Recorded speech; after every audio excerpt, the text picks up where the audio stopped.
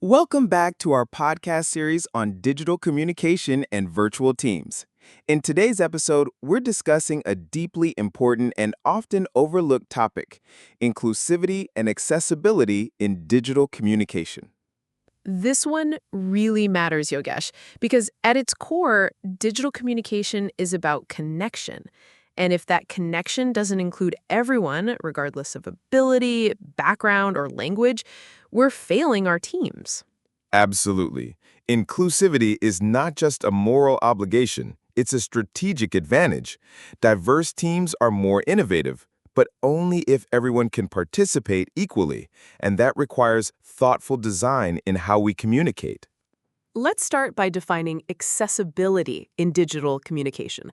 It means ensuring that everyone, including people with visual, auditory, cognitive, or physical impairments, can access and engage with content equally. Exactly. That includes alt text on images, readable font styles, closed captions and videos, screen reader-friendly documents, and more. It's about removing digital barriers. And inclusivity goes a step further. It means being culturally sensitive, avoiding jargon, respecting time zones and languages, and designing communication that invites diverse participation. Well said. So let's get practical. What are some of the biggest accessibility gaps you see in digital team communication today? One big one is lack of captioning in video calls and recordings.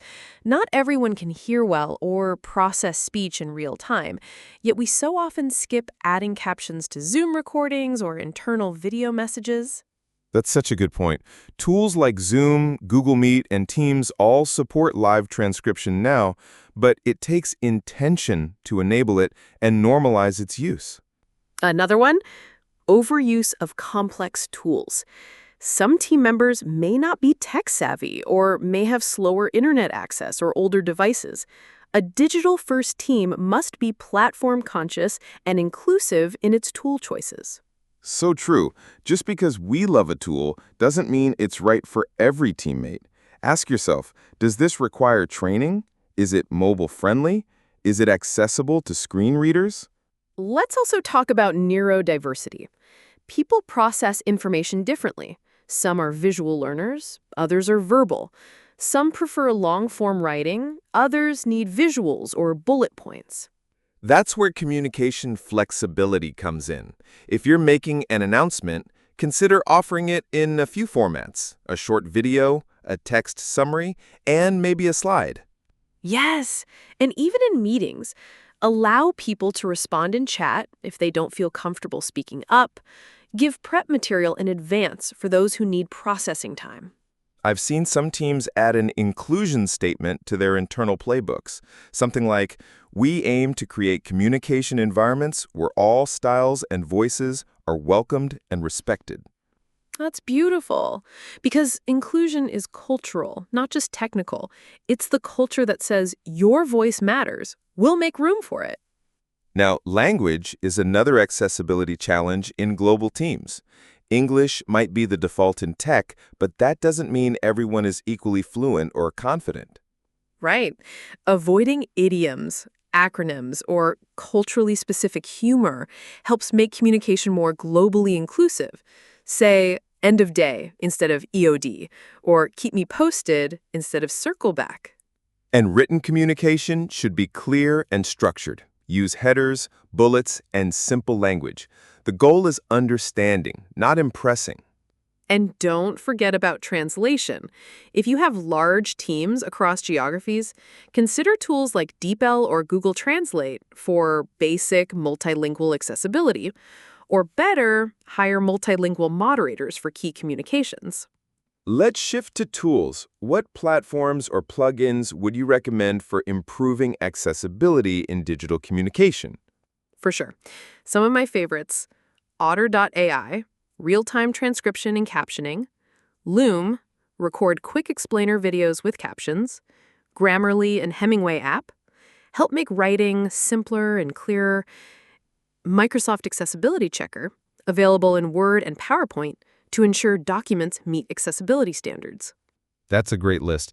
I'd add Trello and Notion. When used well, they allow visually structured communication that helps all learning styles. And I always recommend that teams test their documents with screen readers at least once. Tools like NVDA or VoiceOver show you what it feels like for someone who relies on audio navigation. Let's touch briefly on leadership responsibility. If team leads don't prioritize accessibility, it gets forgotten. But when they normalize captions, plain language, or flexible meetings, the team follows. Absolutely.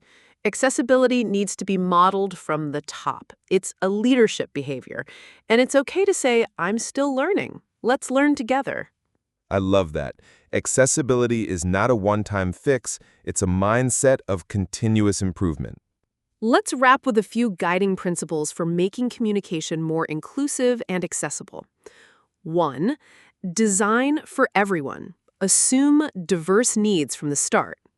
2. Use multiple formats: videos, text, audio, slides. 3. Simplify language. Clarity beats cleverness. 4. Caption everything: meetings, videos, recordings. 5. Ask and adjust. Listen to feedback and adapt accordingly. Thank you, Lily. And to our listeners, and always, in our next episode, we'll explore evaluating and improving digital communication effectiveness. How do we know if our communication is working? What metrics matter? How do we continuously improve? If you found this episode of Corporate Communication useful, don't forget to join us, leadershipacademy.tagbizsutra.com. Do share it with your friends and colleagues, and leave your review. Until next time, corporate communication is a leadership function.